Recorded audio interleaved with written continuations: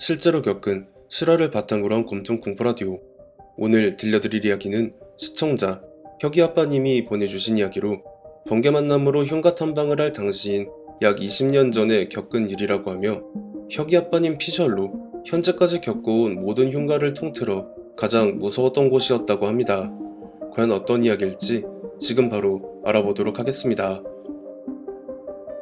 지난주 토요일쯤 제가 보내드린 이야기의 전편이 묶인 장편 영상을 보고 나서 생각보다 오랫동안 사연 제보를 하지 않았었다는 걸 깨닫고 부랴부랴 제가 겪었었던 일들 중 하나를 꺼내봤습니다.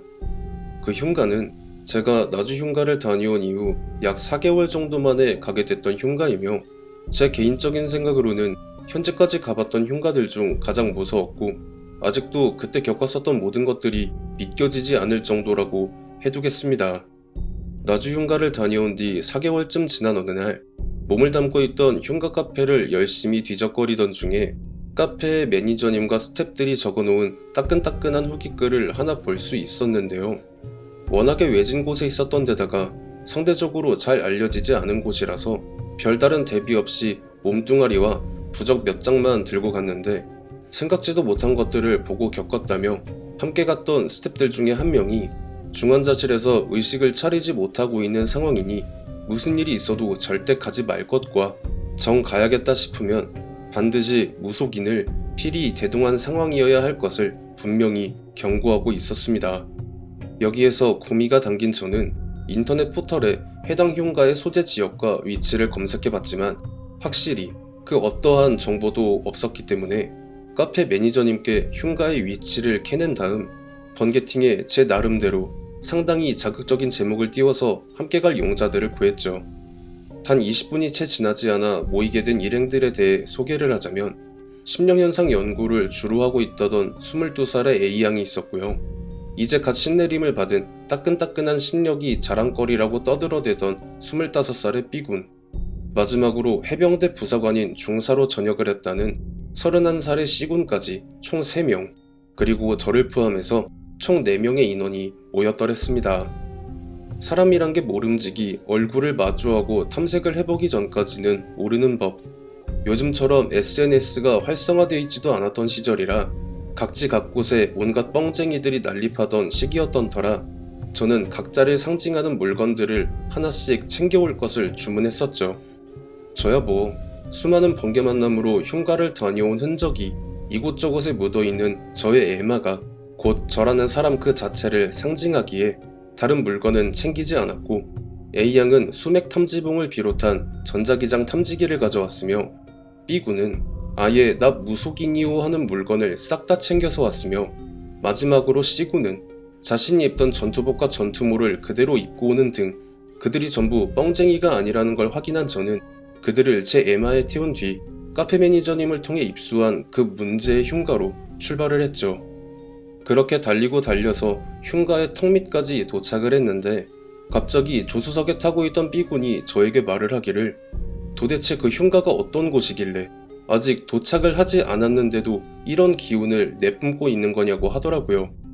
심한 독감에 걸려서 머리를 쉴 새 없이 두드려댈 때의 두통과 거의 흡사하면서 과식을 해서 급체를 한 것 마냥 속 내부가 전부 뒤집어지는 감각 때문에 정신을 못 차리겠다고 하소연을 하는 것이었습니다. 그러면서 차에서 득달같이 내려서는 속에 있는 모든 걸 다 고통스럽게 개워낸 B군은 몇 발자국 앞으로 가더니 어느 한 지점을 짚으면서 형님, 아무래도 형님이 찾는 흉가가 요 위에 있는 것 같은데요? 라고 하자 해가 진 지 한참이 지나 앞이 안 보일 정도로 어두웠는데 B군이 가리키는 그 방향 쪽으로만 마치 횃불로 밝힌 것처럼 환해지는 도저히 믿기 힘든 그런 현상이 벌어지는 거예요. 그리고 B군의 손가락이 가는 방향을 올려다보니 낡은 슬레이트 지붕이 다 떨어져서 붕괴 직전으로 보이는 폐가가 하나 보였고요. 그렇게 A양과 B군 그리고 저까지 전부 얼어붙어서 올라갈지 말아야 할지에 대해 고민을 하고 있을 쯤에 C군이 대뜸 그 길 쪽으로 가더니 이까짓 게 뭐 별거냐고 막 혼자 씩씩대면서 해병대 병사들이 귀신을 잡는다면 부사관들은 귀신들 대장도 때려잡을 수 있다고 하면서 군홧발로 우악스럽게 길을 짓이기며 올라가는 그 모습을 따라 다 함께 그의 등 뒤편에 서서 천천히 그 흉가를 향해 올라갔죠. 하지만 막상 그 흉가를 눈앞에 두고 보니 C군 역시 바짝 긴장한 티가 역력했고, 여기서 B군이 그냥 철수할 것을 권하고 말았는데요.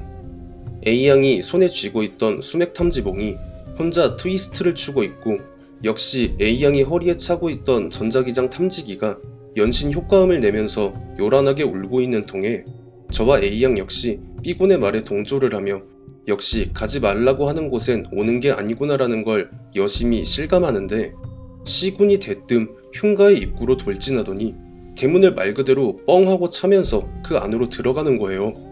여기서 모두가 아연실색을 할 수밖에 없었죠. 그런데 여기서 벌어진 정말 믿기 힘들 정도로 놀랍고 공포스러웠던 상황이 뭐였냐면, 문을 걷어차고 흉가 안으로 들어간 C군이 뭔가를 본 듯 우두커니 서서 왼쪽 방향을 주시하고 있었는데, 그런 C군이 마치 누군가에 의해 강제로 끌려가는 듯한 모션을 모두가 봐버린 것이었습니다. 정체를 모를 누군가에게 잡힌 건지 순간 당황하던 C군은 말 그대로 C자형으로 몸이 꺾이더니 그대로 왼쪽 방향으로 사라져버린 거예요. 문제는 그 상황도 상황인데 B군이 여기서 저와 A양에게 꺼낸 말이, A야, 그리고 형님, 우리 그냥 저 사람 버리고 도망가야 할 것 같은데요? 라고 하는 거예요. 저는 그게 뭔 개소리냐고 B군에게 따져 물었는데, C군이 그렇게 끌려가면서 흉가 안에서 어떤 여자의 목소리가 들려왔다고 해요. 너는 내가 죽인다. 꼭 죽인다. 라는 말이. 그런데 그 말이 진짜 한이 맺히다 못해 완전히 악 그 자체가 되어버린 무언가가 강한 노기를 띠고 한 말이라는 거였죠. 무슨 한이 그렇게 깊은지는 아직까지 잘 모르겠지만, 한 가지 확실한 건 그 살기의 대상이 저와 A양을 비롯한 B군에게는 향하지 않는다는 것이었습니다. 이대로 C군만 저 존재에게 던져주고 간다면 우리들한테 그 여파가 미치지 못할 것만은 분명하다고 말을 하는 B군의 눈에는 우리라도 살아야 한다라는 의도가 아니라 정말 어쩔 수 없다라는 절망감이 가득 서려 있는 게 눈에 확연히 보일 정도였고요.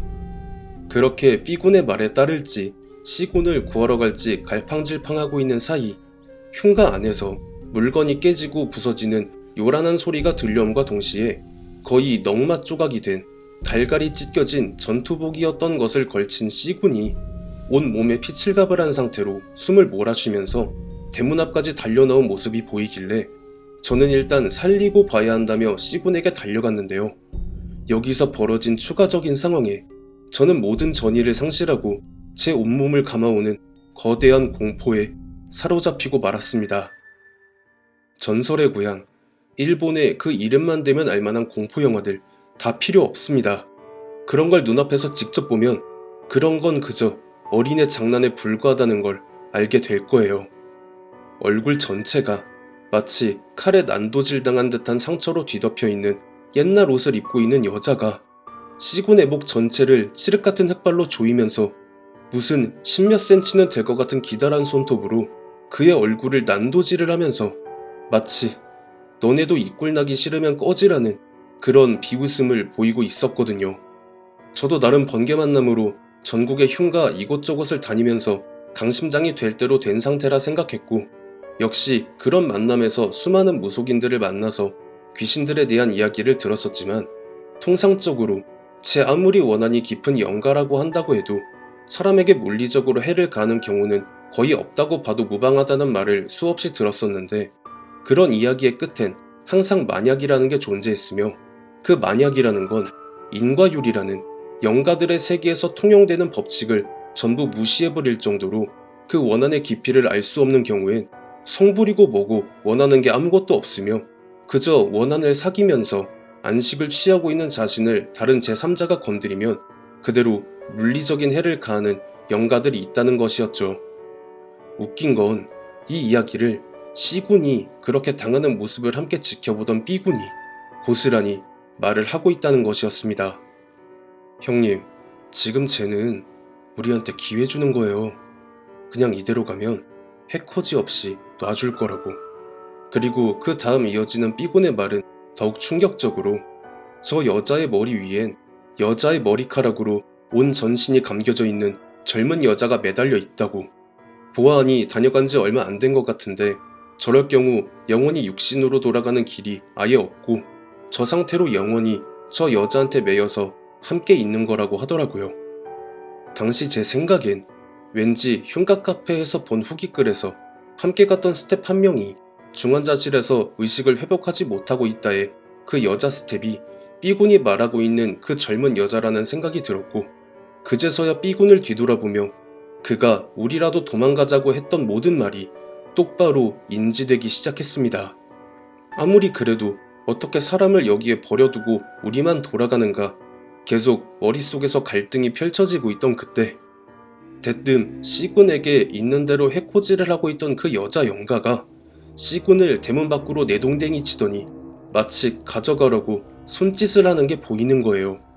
저는 C군에게 다가가 그의 몸을 어떻게든 들쳐매려고 안간힘을 쓰고 있었고, 그 여자 영가는 저를 보며 아주 웃긴 장면을 보는 것처럼 박장대소를 하더라고요. 그래서 반사적으로 제 시선이 B군에게 갔는데 B군은 아무 말도 없이 고개를 끄덕이고 있었습니다.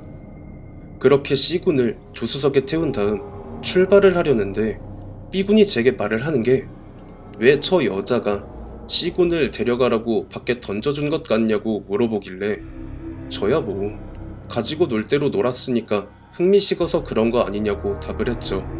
하지만 B군의 말은 아까 전에 그 여자 머리 위에 젊은 여자가 꽁꽁 싸매져서 매달려 있다고 한 거 기억나냐고. C형의 영혼도 그 젊은 여자처럼 그 여자에 의해서 혼과 몸이 분리된 상태로 그 여자한테 잡혀버린 상태고, 우리한테 던져준 건 그냥 빈 껍데기라고 하는 거예요. 그렇다고 당장 C군의 숨이 끊어진 것은 아니고 몇 달은 병상에서 숨을 쉴 테니까 우리는 그냥 C군의 휴대폰으로 보호자들한테 연락을 해주는 거, 그거 하나만 하면 된다고 하며 이 정도로 끝난 게 천만다행이라는 말을 하더라고요. 그렇게 저와 B군 그리고 A양은 올라가는 길에 C군의 휴대폰으로 보호자들한테 연락을 해서 상황을 설명하고 인도를 한 다음 뿔뿔이 흩어졌죠.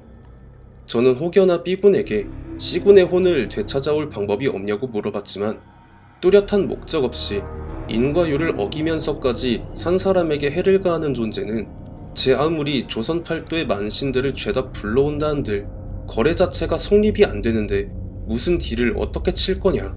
이건 애초에 그 자리가 어떤 자리인지에 대해 단 한 번만이라도 생각을 하고 움직였어야 했던 것을 어린 여자애도 있겠다 괜히 쫄아있는 모습 보여주기 싫었던 알량한 자존심의 일을 벌인 C군이 전적으로 잘못을 해버린 거라고 생각을 하는 게 마음 편할 거라는 답변만 들려왔고요. 저는 그 흉가에 다녀온 이후 그곳에 갔다 왔었다라는 걸 제 주위의 모든 이들에게 꺼낸 적 없이 근 20년에 가까운 세월을 함구하며 지냈습니다. 당연히 그 흉가가 소재한 지역이나 그 근처엔 얼씬도 하지 않았고 제가 보내드리는 이 이야기에서도 해당 지역을 오픈할 생각이 전혀 없습니다. 괜히 밝혔다가 누군가가 가서 그런 일이 또다시 벌어진다면 분명 검통님께 그 화살이 겨냥될 것을 우려하기 때문이기도 하고요. 이번 이야기는 여기서 마무리하고 다음에 생각나는 사연이 있으면 또 보내드리겠습니다.